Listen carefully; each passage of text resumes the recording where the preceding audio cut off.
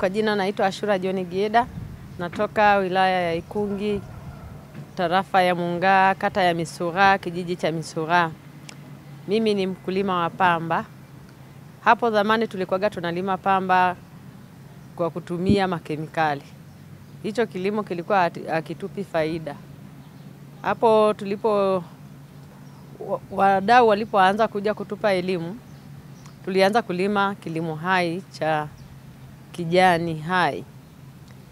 Hichi kilimo cha kijani hai kinatupa faida na kimeleta mabadiliko makubwa. Zamani tulikuwa hatuvuni kama tunavyovuna sasa hivi. Kwa mfano mimi nalima pamba. Pamba zamani nilikuwa nikilima heka moja napata kilo 300, 400 mwisho.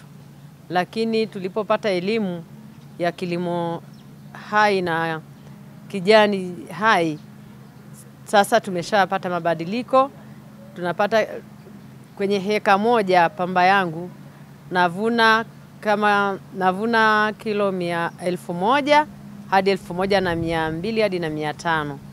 Kwa hiyo kilimo hai hiki cha kijani hai kina faida, na tunachoomba wadau wetu waendelee kutupa elimu zaidi na sisi tuendelee kuelimisha wakulima wengine ili tupate mazao mazuri zaidi. Sasa hivi kilimo cha kijani tunalima kilimo cha mzunguko. Zamani tulikuwa tunalima zao lile pale. Kama ni mtama unalima eneo moja tu. Hapa tulipokuja kupewa elimu ya kilimo cha kijani hai, ndio tunalima kilimo cha mzunguko, tunabadilisha, tunarutubisha ardhi na inatoa mazao mengi. Naitwa Ajili Muranga Sungi, natokea kijiji cha Mkungu wa Kihendo, kata ya Kikio, tarafa ya Mungaa, wilaya ya Ikungi.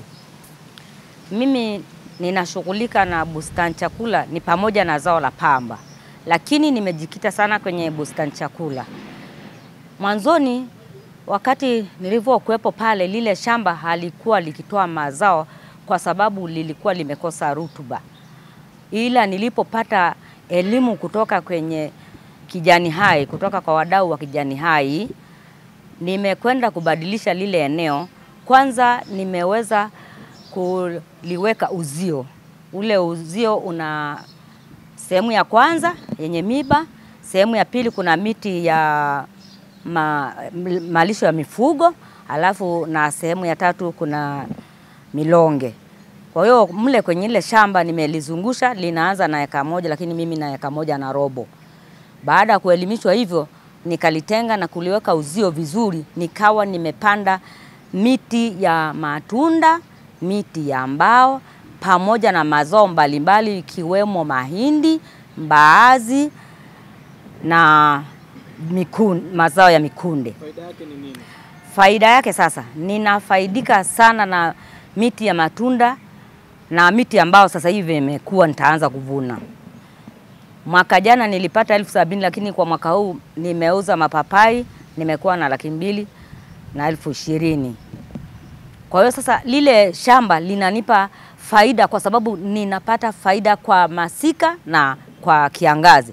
Kwa majina yangu naitwa Alexander Elias Mwigulu, ni mkazi wa kijiji cha Msai, kata ya Ilamba, wilaya ya Singida. Mimi ni mdau wa kilimo hai. Sasa ni miaka 2 nimekuwa nikijishughulisha na kilimo hai, kilimo ambacho kinazingatia usawa, kilimo ambacho ni endelevu, kilimo ambacho hakitumii kemikali.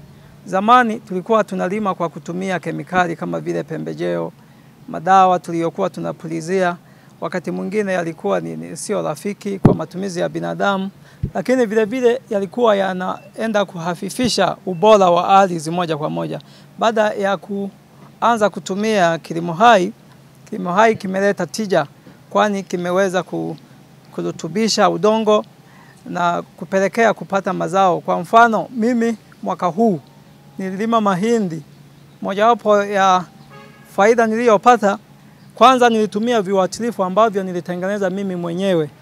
Nilitumia viuatilifu, tunaita viuatilifu vya Mwamapa ambayo ni mwarobaini, majani ya mpapai pamoja na magadi.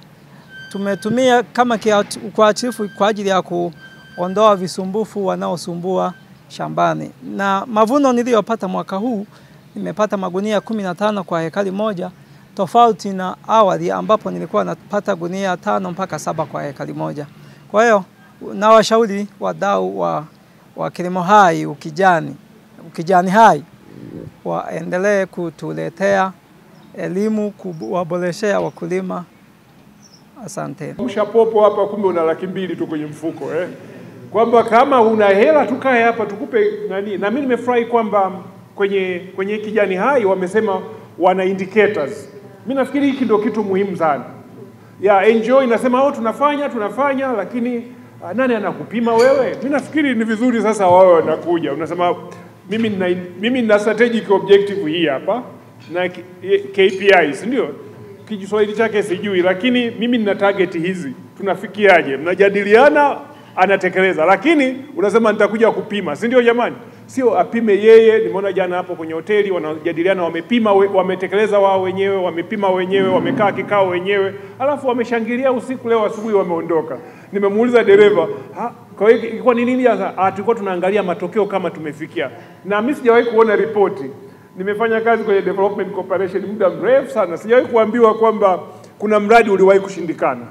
Kwa jina naitwa Andrew Mfuru, ni manager mradi wa kijani hai.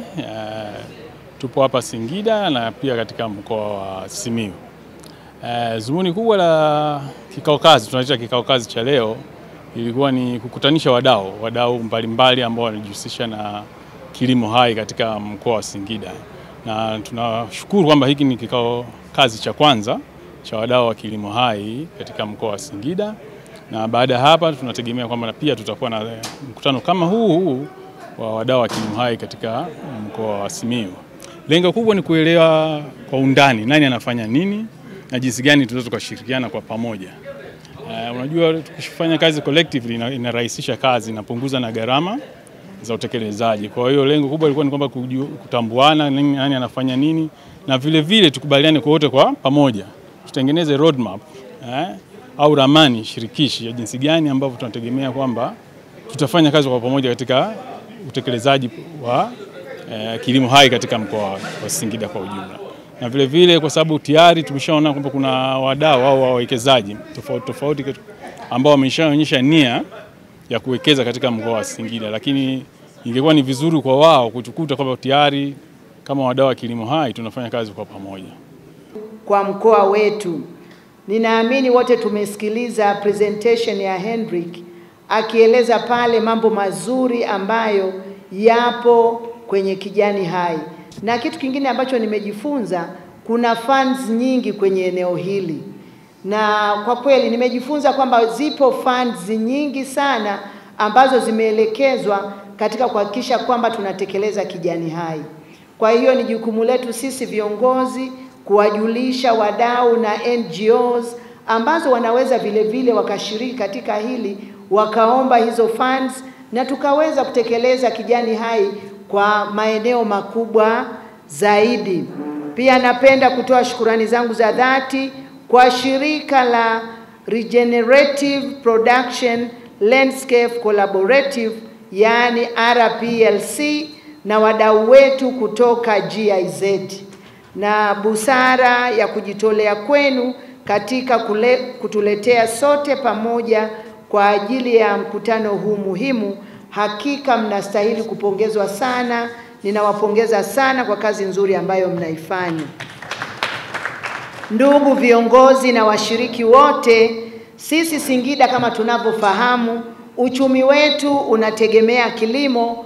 Kwa takriban 80% ya wananchi wake wanategemea kilimo kwa ajili ya kujikimu na maisha na hata katika kukuza uchumi wao. Lakini cha kufurahisha tena zaidi, sisi Singida tuna eneo la kutosha la uzalishaji. Zaidi ya hekta 1,000,000 zipo kwa ajili ya kilimo. Sasa tumeelezwa mahali hapa kwamba tunajua uzalishaji unaongezeka tu labda tukiweka mbolea, tukitumia pembejeo safi. Kumbe pia katika swala zima la kutumia kijani hai tunakwenda kuongeza uzalishaji. Tumemsikia kaka yetu hapa amesema alikuwa anapata magunia 5 nadhani kutoka kule Iramba, lakini sasa anapata magunia 15 kwa kutumia teknolojia au utaalamu wa kijani hai. Kwa hiyo mimi ninaamini leo tunapokwenda kujadiliana tunakwenda kuweka mambo sawa sawa, kwa sababu sisi sote tunafahamu sera yetu ya kilimo inatutaka kila mwananchi atumie mbolea katika shamba lake, na mbolea zetu tunazifahamu, na leo tunaleta swala la kijani hai.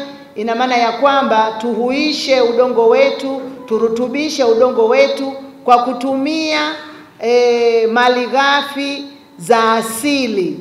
Sasa ndio maana viongozi wote tuko mahali hapa, tuchakate kwa pamoja, tusije tukatoka na mipango au na interventions ambazo zitaonekana kama chati yetu ilivyotuonyesha. Dhumuni letu kubwa, tumekutana kwa pamoja ili tujadiliane kwa pamoja tunakwendaje sasa kwanza kuongeza uzalishaji katika mkoa wetu, lakini la pili kuendelea kuhuisha ile afya ya udongo wa ardhi yetu ili mwisho wa siku uweze kutusaidia sisi na vizazi vijavyo. Na ndugu washiriki wa mkutano huu, tunajua kabisa ya kwamba sisi ni wazalishaji wakubwa wa zao la alizeti. Ukisikia alizeti, watu wakitaja alizeti, mkoa unaokuja wa kwanza katika ufahamu wa watu ni mkoa wa Singida. Sasa imagine tunazalisha alizeti kutumia kilimo hai. Tumesikia pale ndugu yetu akituambia kwamba sisi Tanzania tunaongoza kwa kuleta pamba organic cotton, pamba ambayo hiyo ndio ni bora kuliko zile pamba nyingine. Sasa inakuwaje tukisikia kwamba Singida nasi ni wazalishaji wazuri wa organic sunflower?